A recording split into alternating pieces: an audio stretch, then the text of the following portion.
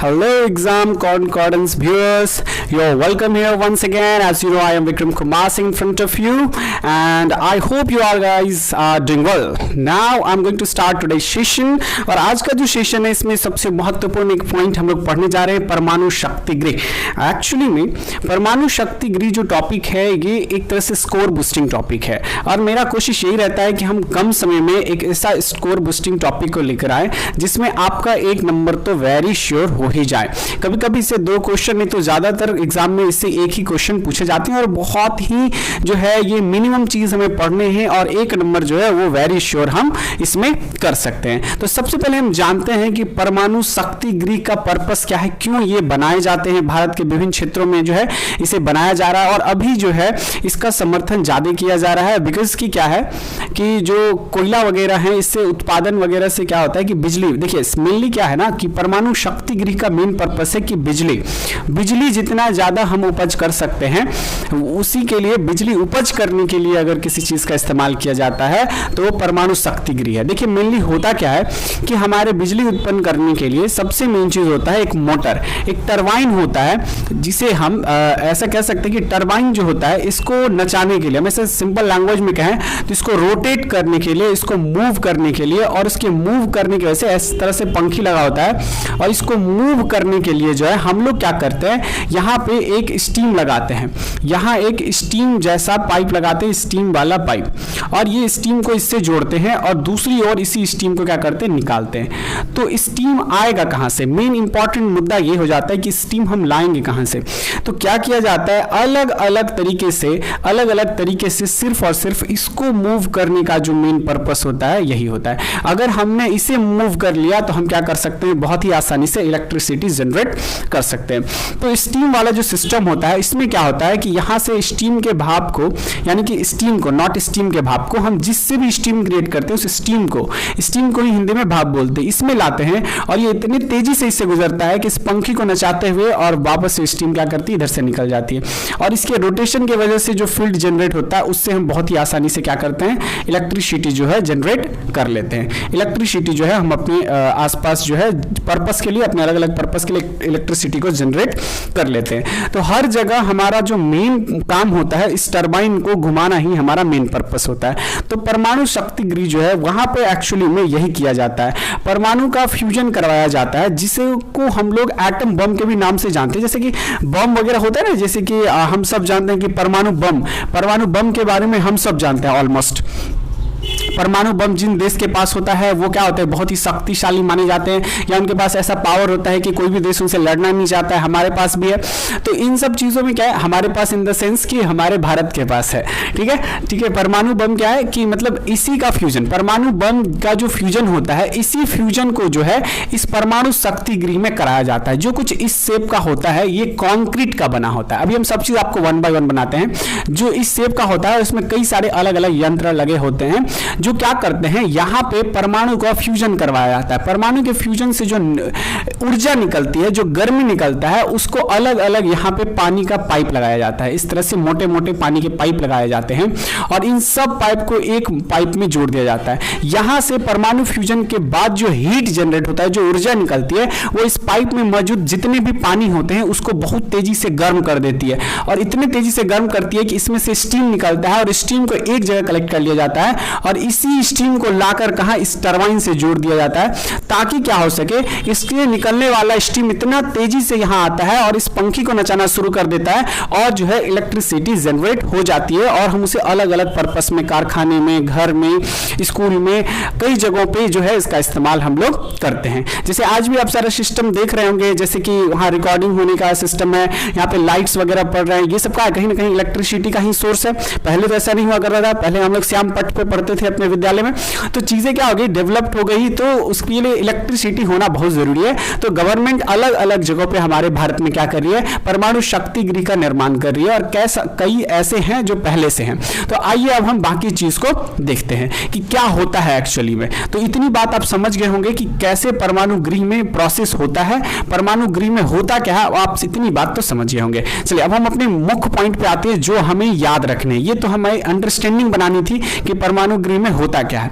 इसके बाद हम देखते हैं कि परमाणु में क्या क्या चीजें हमें याद रखना है। तो सबसे पहला चीज जो आता है कि परमाणु का खोज किसने किया, सबसे पहले Bhabha atomic research centre Trombay Mumbai में किया गया परमाणु का, ठीक है।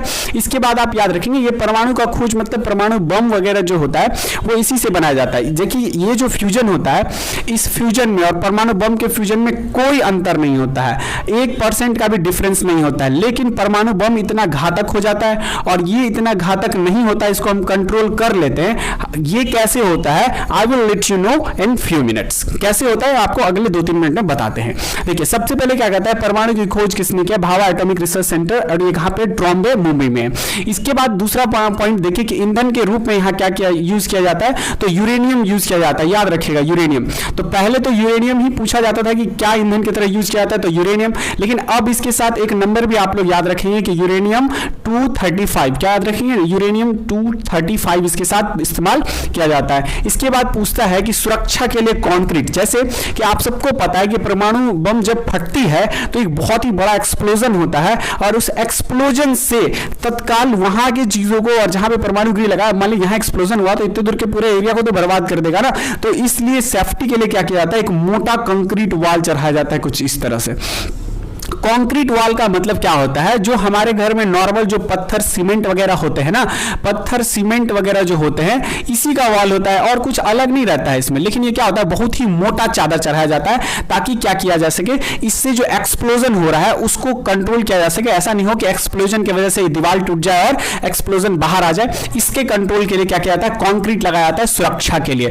तो अगर आपसे पूछता है इनके सुरक्षा के लिए परमाणु जो शक्ति गृह में क्या इस्तेमाल किया जाता है, तो कंक्रीट इस्तेमाल किया जाता है, आपको याद रखना है। इसके नियंत्रक के लिए, जैसे कि आप सबको पता है कि ये इसका जो एक्सप्लोजन होता है वो इतना तेज होता है, इतना तेज होता है कि बहुत ही आसानी से ये इतने मोटे दीवार को भी तोड़ सकता है।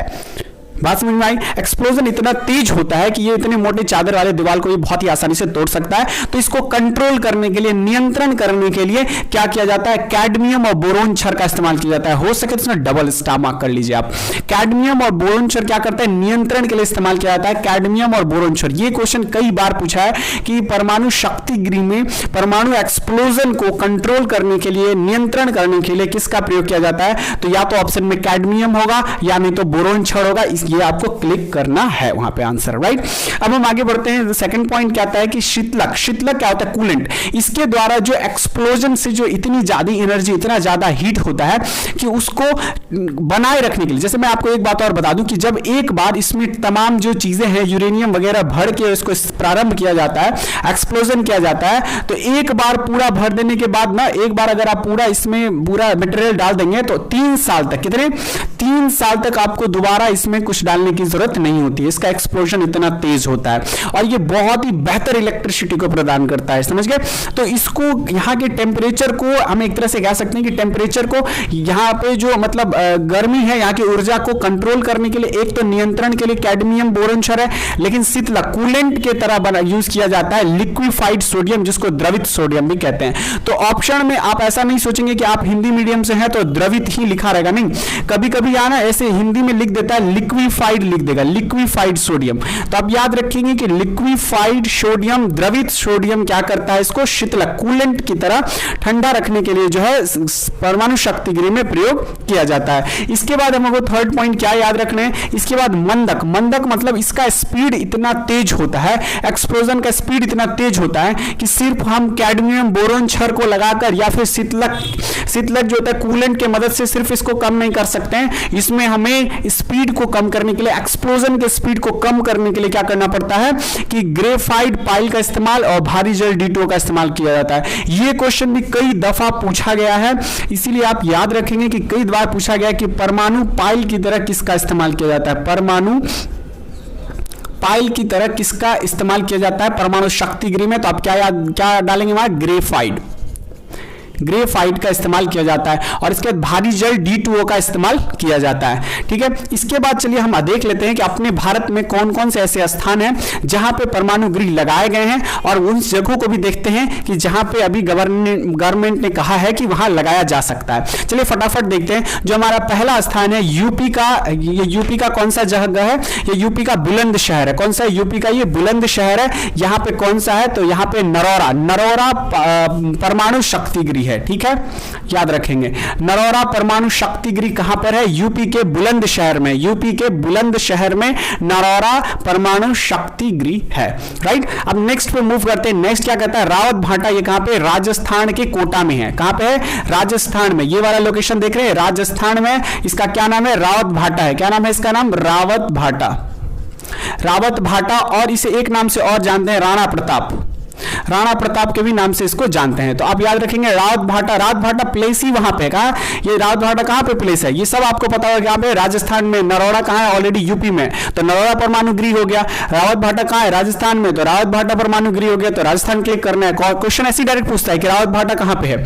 ऐसे पूछेगा काकड़ापाड़ा कहां पे है, तो काकड़ापाड़ा कहां पे है भाई साहब? गुजरात में है। ठीक है, काकड़ापाड़ा कहां पे? गुजरात में। काकड़ापाड़ा कहां पे है? गुजरात में। काकड़ापाड़ा परमाणु शक्ति गृह कहां पे है? गुजरात में है। ठीक है, नरौरा कहां है? उत्तर प्रदेश में। हमारे साथ बोलते चलिएगा, नरौरा कहां है? उत्तर प्रदेश के कौन से शहर में? बुलंदशहर में। कहां पे है नरौरा? कहां पे? बुलंदशहर में। उत्तर प्रदेश के कहां पे है? बुलंदशहर में। ठीक है, रावत भाटा कहां पे हो गया? राजस्थान, जिसे राणा प्रताप के भी नाम से जानते हैं। काकड़ापाड़ा कहां हो गया? गुजरात में। काकड़ापाड़ा भी कई दफा पूछा गया है, हम यहां नाम लिख देते हैं, गुजरात। काकड़ापाड़ा भी कई दफा पूछा गया, इसलिए आप याद रखेंगे काकड़ापाड़ा कहां है? गुजरात में। काकड़ापाड़ा गुजरात में। रावत भाटा कहां है?